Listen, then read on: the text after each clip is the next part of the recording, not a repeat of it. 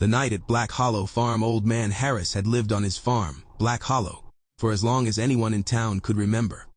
The land had been passed down through 3 generations, and it seemed as if the land was in his bones. He rose with the sun every morning, tended to his cattle, fixed the fences, and chopped wood to keep the house warm. He lived alone now, his wife having passed a few years back, leaving the farm to become his only companion. That was until the night they showed up. It was the dead of winter, the wind howling through the trees and rattling the old barn's roof.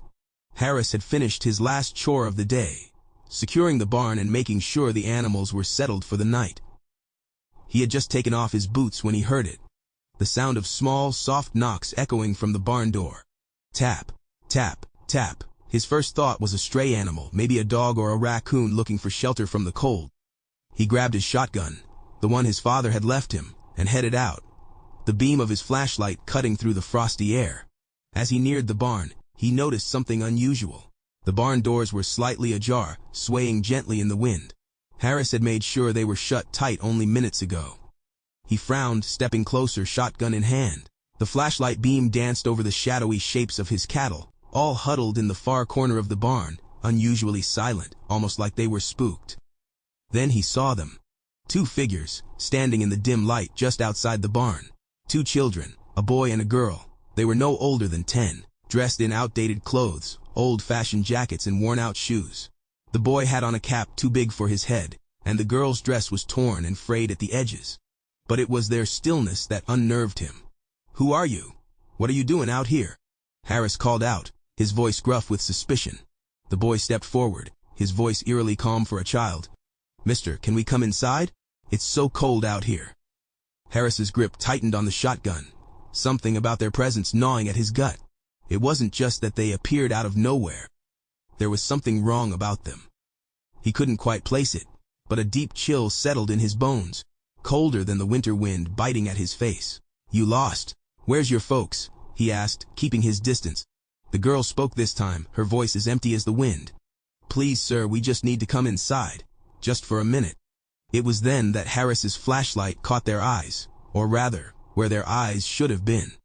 Black, solid, soulless black. No whites, no pupils, just dark, endless voids staring back at him. His heart pounded in his chest, the hair on the back of his neck standing up. He took a step back, instinct telling him to run, to get away from these things. "Y'all need to get off my property," he barked, his voice shaking as he aimed the shotgun toward them. But they didn't move. The boy took another step forward, his gaze locked on Harris's. "Please let us in. We need to come in." Harris's breath came fast, his pulse thudding in his ears. He could feel something dark and unnatural pulling at him, tugging at his mind like a weight dragging him down. The longer he stared into those black eyes, the more his resolve crumbled. His body wanted to move, to let them in, to open the door. "No," he shouted, snapping out of the trance. He raised the shotgun and fired into the air. The sound echoed across the farm, but the children didn't flinch. Instead, they turned slowly and began walking toward the house. Harris's legs felt like lead as he watched them, their movements slow, deliberate, as though they had all the time in the world. The boy glanced back once, his black eyes glinting in the moonlight. "We'll wait inside, mister." Harris ran back to the house, slamming the door shut behind him. His hands shook as he bolted the lock, heart racing. He stood there in the silence of the kitchen, the old wooden clock ticking on the wall. Outside, there was nothing but the whisper of the wind. He leaned his shotgun against the wall and walked to the window, pulling back the curtain just enough to peer out. His breath caught in his throat. There, standing at the edge of the porch, were the children, their faces turned up toward the window, black eyes staring right at him. They didn't move, didn't knock. They just stood there watching. A creeping sense of dread clawed at Harris's insides. He backed away from the window, grabbing the phone from the counter and dialing the sheriff's number. His hands shook as he listened to the rings. "Sheriff Miller here." "Sheriff," Harris stammered, "I need you to come out to the farm.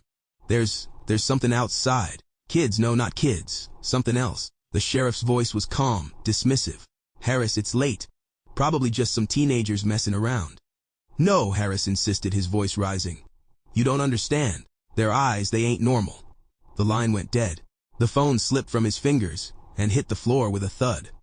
Harris stood frozen, staring at the door. Outside, the knocks began again. Soft, insistent, tap, tap, tap, tap. "We just want to come in." He backed away, his eyes wide, heart hammering in his chest. The shotgun was useless against whatever these things were. He ran to the fireplace, grabbing a box of matches, his mind racing with old stories his grandmother used to tell him.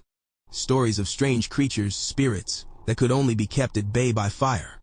He grabbed a log, lit it with a match, and held it toward the door. "You ain't coming in here." The knocks stopped. For a long moment, there was nothing but silence. Harris waited, his heart pounding in his ears. Then, slowly, he heard the sound of footsteps retreating from the porch, disappearing into the night. He waited until the first light of dawn before opening the door. The porch was empty, but the memory of those black eyes lingered in the air like a dark stain. Harris never saw the black-eyed children again, but he knew deep down that they would return someday. They always did.